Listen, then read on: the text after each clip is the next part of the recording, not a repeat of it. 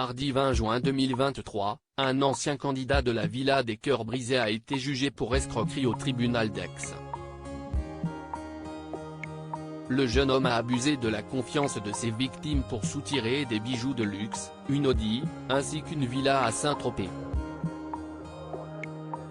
Placé sous contrôle judiciaire depuis le mois de janvier dernier, Pierre Garric était appelé à comparaître devant le tribunal d'Aix mardi 20 juin 2023.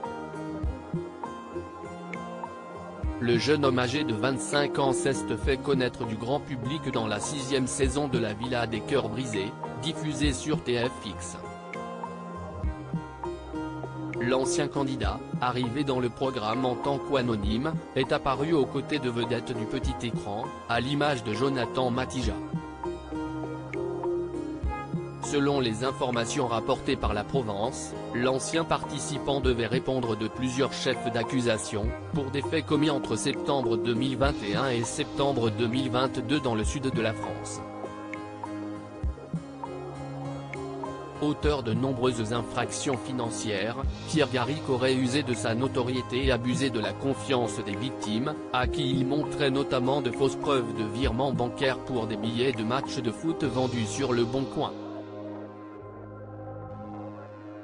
Il commet d'autres escroqueries pour des bijoux de luxe, comme une Rolex et un bracelet Cartier, ainsi que pour des limousines, des chambres d'hôtel et une villa à Saint-Tropez. Toujours selon les informations du quotidien régional, l'un des plaignants est un homme d'une quarantaine d'années avec lequel Pierre Garric était en contact sur Instagram et qui se serait porté caution pour l'achat d'une Audi, d'une Apple Watch et plusieurs crédits entre 30 à 35 000 €. Victime d'une célébrité éphémère du côté de la défense, l'ancien candidat de télé-réalité est entre autres présenté comme un profil dépressif et une victime d'une célébrité éphémère. Il s'agit d'un candidat anonyme, sans compétences particulières, si ce n'est sa plasticité.